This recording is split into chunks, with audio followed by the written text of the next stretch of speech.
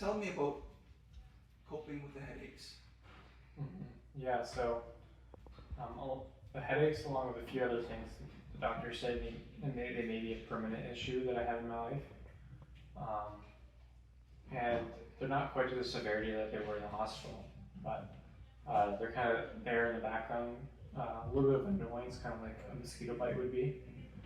Um, but at times, the severity of these headaches can fluctuate due to kind of outside factors. Mm-hmm. Um, and in coping with this, has kind of been um, almost something where it's become like a part of my daily routine. It's Mm-hmm. um, almost like the pain, the resistance to headaches that I have in my body.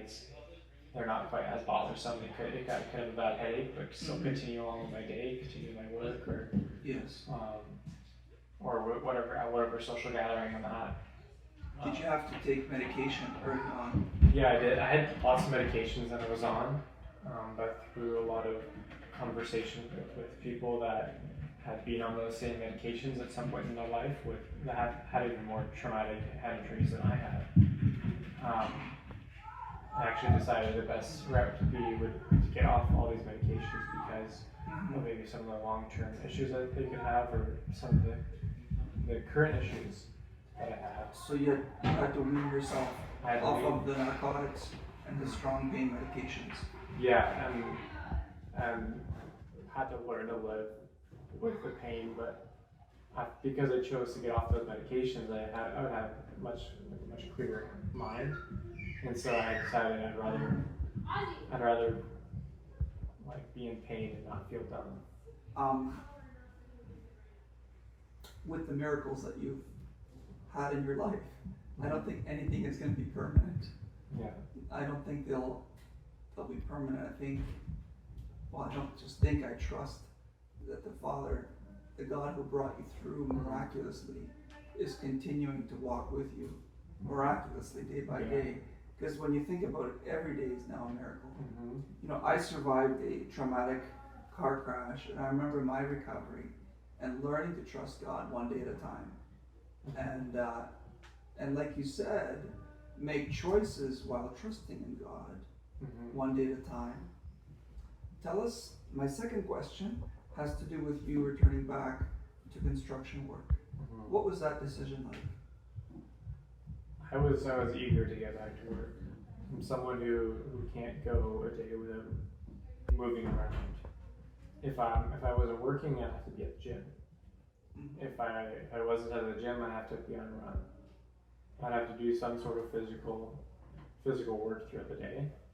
To almost be like a peace of mind, and that's probably one of the most difficult things during the accident was not being able to move around like I used to. Yes.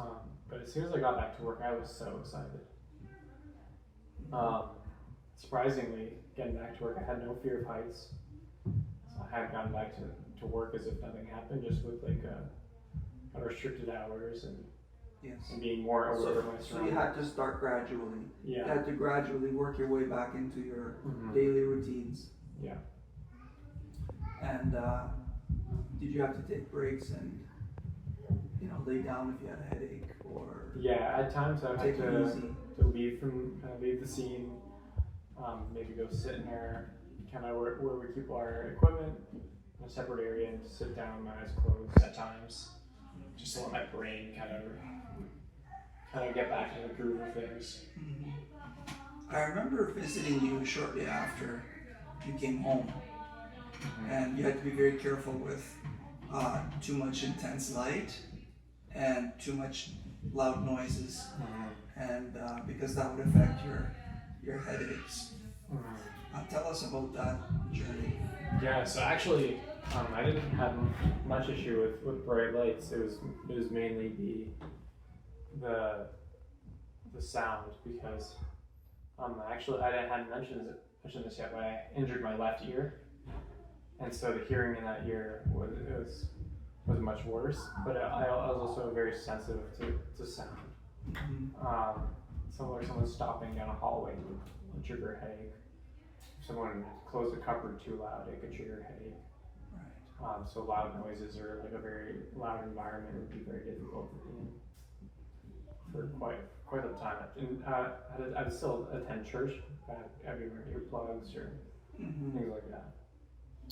And maybe in closing, talk about the family, the relationships, how this whole experience has brought you closer to your parents and your brothers. Yeah, actually, one of the greatest things that I realized coming out of this was how much closer my family had gotten. Because in this time, I think like everyone trusting in the Lord, and the Lord kind of bringing everyone together to trust in Him for my sake. Yes. It has shown almost like a night and day how much our family dynamic has changed, so strong, and the kind of life we live now. It's we're much more joyful, much more.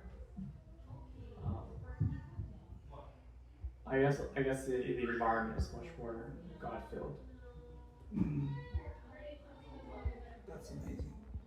Thank you so much for sharing your story and your testimony. May God open doors for you to encourage other people, especially other young people, like you said, who are facing some of the big life choices. You know, do I have what it takes to make it in the world? Am I smart enough? Am I talented enough? Am I going to succeed, or am I going to fail? Because a lot of that is not external; it's internal. And so many young people are struggling, and at the root of that struggle is that trust. Am I going to trust God?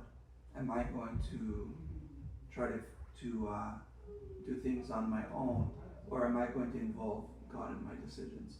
Am I going to choose to honor Him and trust in Him with what I'm studying for a major, next year or 2 years down the road, or who I'm going to marry, who I'm going to date, who am I going to pursue as a life partner, a spouse? And so it's exciting to see how the Father's working in your life. Yeah. Amen. Amen. Thank you.